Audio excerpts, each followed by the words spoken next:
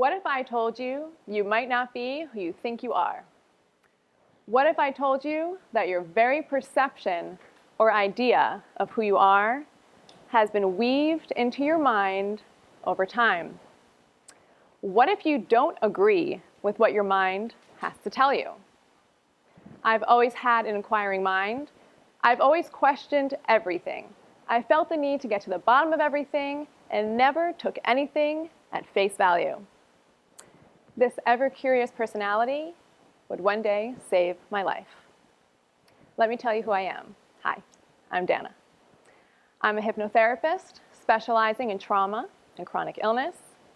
I also do a lot of public speaking about the Holocaust, as I'm a third-generation descendant, about trauma, and my favorite topic to speak about, the subconscious mind and how it works, because holy moly, it's fascinating.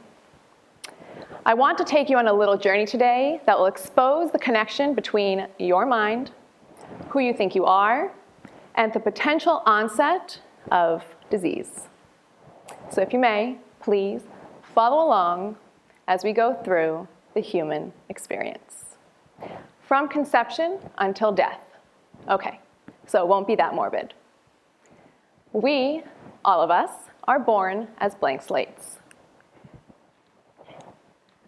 We, all of us, then through our experiences, are programmed to have certain beliefs about who we are, what we can achieve in life, and what type of person we should be.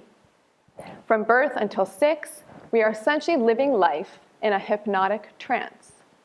It's why we learn languages so quickly at this young age. We are sponges just joyously absorbing everything around us. At this precious age, we set up the rest of our lives. That's right. What we learn from about the age of 0 until 6 is essentially the patterns or programming we begin to develop from adolescence or from then and repeat again and again from adolescence into adulthood. I want to tell you something that might offend you. People, we are patterns. I also want to relay something else to you. Sometimes our patterns do not serve us. Those patterns are called disease, depression, obesity, and the list, unfortunately, goes on and on. Okay, let's rewind for a minute. I want to rewind to a really serious pattern that I had in the past. I had what's called chronic fatigue syndrome, which later turned into fibromyalgia. Both are chronic illnesses that, to put them lightly, are no fun. And to put them into context can be seriously debilitating. I was 18 years old, and I would suddenly go in and out of these intense spurts of not being able to function. I was dead tired to a point where if I couldn't take a nap in the moment I needed to, I felt as if my heart would give out. The fact that I was so young, I knew something was wrong. I went to many doctors, who all told me I was either stressed or depressed. And I looked at them and I said, I'm a freshman in college. Really? What do I have to be depressed about? So for years, I did research into why I felt the way I felt, and I became my own advocate. I began experimenting with diet, with lifestyle, many different things, just to try to get a handle on my symptoms. And I started to feel better. And I was able to really get a handle on my life and to manage life really well. And when I finally had a big handle on my health, I got severely knocked down again. And when I say knocked down, I mean almost killed in a near-fatal car accident. T-boned, smashed, left hanging upside down in my car until the firefighters came to cut me out, not sure if I was paralyzed or dead. Without going into the gory details, I knew that I was in for a long ride ahead of me. I was handicapped for 6 months and I developed what's called PTSD or post-traumatic stress disorder. And on top of that, I began to feel sick again. In 30 seconds, I wasn't the same Danna anymore. I developed PTSD, and because I knew that I was one person and I wasn't that person anymore, I knew I had to see someone or do something about it. So I began to see this therapist, and she was a very nice woman. Yet she would tell me things: when you get to a stop sign, you need to breathe. So I thought to myself, am I really paying you this much money for that? That I got. So eventually, after 6 months of minimal improvement, I met a woman who survived cancer. And she said she would not have survived cancer were it not for this trauma therapist she went to. So I said, that's my woman. So I went, and the first appointment with her, this trauma therapist, she said to me, and she looked at me and she said, I'm a bit alternative. I hope that's okay with you. And I said, I'm desperate, whatever you got. She said I do this thing called hypnosis. I said, there is no way you're touching my brain with that stuff. I was super skeptical. I had no idea what it was. And my only reference was show hypnosis. And hypnotherapy is not show hypnosis. So basically, after about 6 or 7 sessions of meeting with her, I decided that I liked her. She was smart, forward-thinking, compassionate. So I thought to myself, what the heck? What can it hurt? So I walked in that session. I walked in feeling one way. I walked out feeling another. I wasn't exactly sure what she did. I just felt better. Within 6 weeks, my PTSD was gone. The next month, my depression. The next month, my anxiety. This woman saved my life. Okay, so that's all interesting, yet I want to tell you something even more interesting. So I mentioned to you earlier that I started with chronic fatigue and later developed what's called fibromyalgia. I view these two ailments as sisters, very similar. Yet fibromyalgia on top of the intense fatigue is serious muscular pain. Yet what the interesting part is, I didn't develop this pain until after my accident. So here's the interesting part. When I was healing my trauma through hypnosis, the pain in my legs began to dissipate. Bit by bit, little by little, the pain in my body was leaving. I thought to myself, whoa, what's happening here? So that brings us to where we're going today. I want to walk you through the mechanics of the hypnotic process and how it works, and how the mind and body and disease and thought are all interconnected. But first, let's jump into the science of how minds and bodies interact.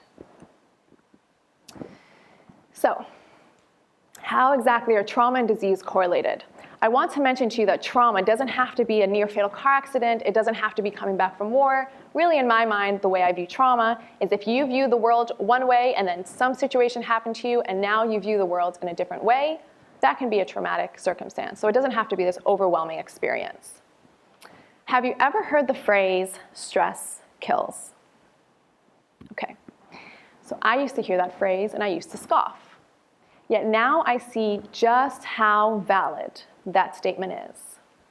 Physical and psychological stressors cause inflammation to occur in the body. Inflammation is the key word in many diseases. Reducing inflammation is the key to healing many diseases. Are you with me this far? Okay, beautiful. When events happen in life, they're recorded.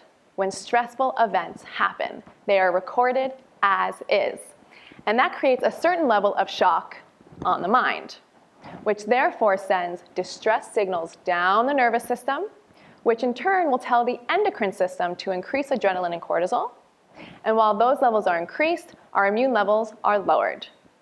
The fact that we have these stress responses initially is not a bad thing. Yet the fact that our minds compound all of these situations over time without ever letting them go, every situation builds upon each other. So the real reason we experience stress in reality is for our own good, for our own safety. If you think of an animal, for example, a mouse. A mouse sees a cat, gets anxiety, has stress levels. Why? Because it needs to make the decision to run away. Yet once the mouse runs away, once the mouse finds cover, that anxiety is gone. The mouse doesn't overanalyze what the cat was thinking, how to feel about it now, and what to do about it. No, that's only something humans do. Humans encounter a stressful situation, we instantaneously attach meaning to it, and then it's recorded forever. So the initial stress isn't bad. The continual attachment to the stress is bad. Following me so far? Good. Okay.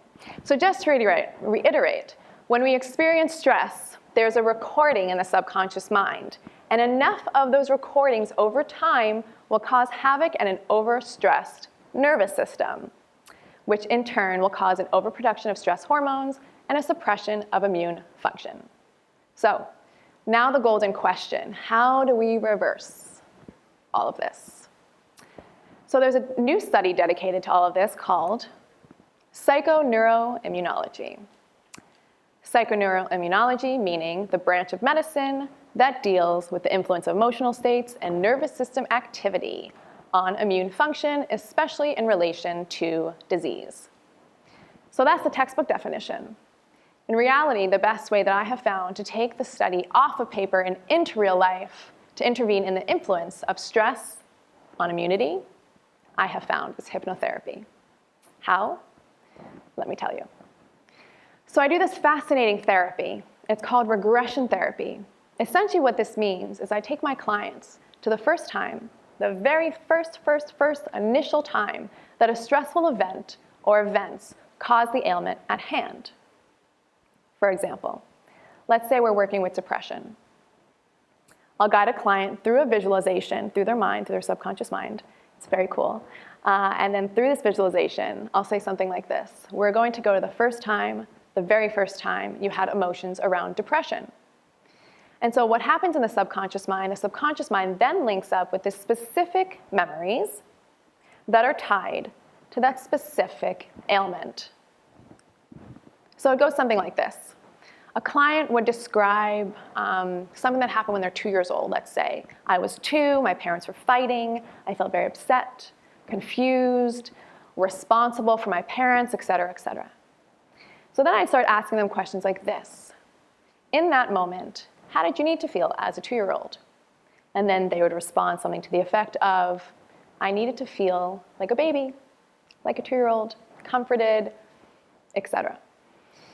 So at this point, I would then direct them to feel as if in that memory, they were filling their body as the 2-year-old with the resources that he or she needed in that moment. In that moment, there is healing. You cannot change what has happened to you in the past. Instead, you are changing the mind's perception and the weight of the heavy feelings that the past memory holds. Then after resolving that memory, we would then proceed through other memories in a similar fashion. So what exactly is this doing? It is completely allowing the subconscious mind to cope with things it never got to cope with in the past. This reduces the recorded stress that we've carried around our whole lives. When the subconscious mind heals, it allows the nervous system to relax. When the nervous system relaxes, there are less erratic signals. When there are less erratic signals, the endocrine system does not need to be in a chronic state of fight or flight, therefore sending out inflammatory hormones like cortisol and adrenaline. You see how this is all coming together? Okay, I know I overloaded you with a ton of information. So I want to finish up with this, a bit of an experience I had with a client who came to see me. There's a woman, she came to see me, and she came to see me for weight loss, which many people do. Many people come to see hypnotists to lose weight. And I asked her, what's the issue? No motivation to get to the gym, have a taste for healthy foods, what's going on? So she said, no, I have motivation to get to the gym, yet every time I go, I get into more pain. So I asked, why are you in pain? She said, I have this thing called fibromyalgia. Are you familiar? I said, oh, am I familiar? So I said to her, let's start from the inside out. Instead of working on your motivation to get to the gym, we should work on your fibromyalgia pain first. I asked her, where do you feel most of it right now? She said, in her neck. I said, okay, let's go for it. We did a regression session around the pain in her neck. And the memory that came up was of a time she was 12 years old. Her and her brother got in a fight.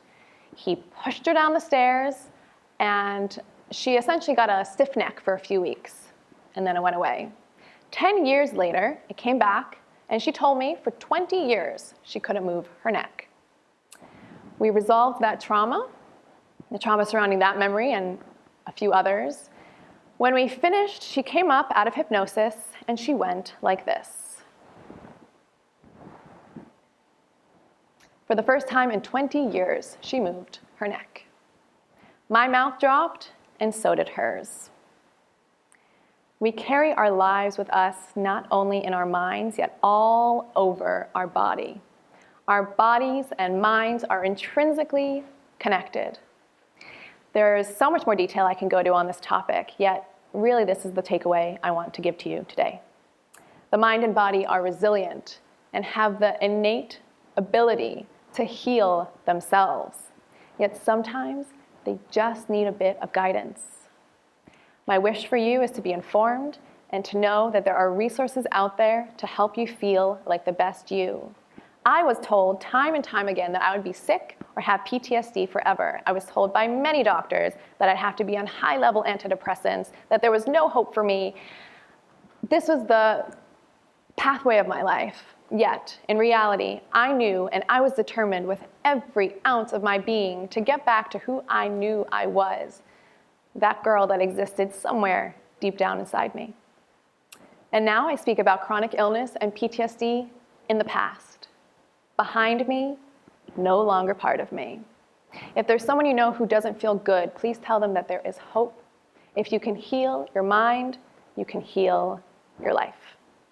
So here's to you, your healthy mind and body, and here's to never giving up the fight for your vitality. Thank you very much.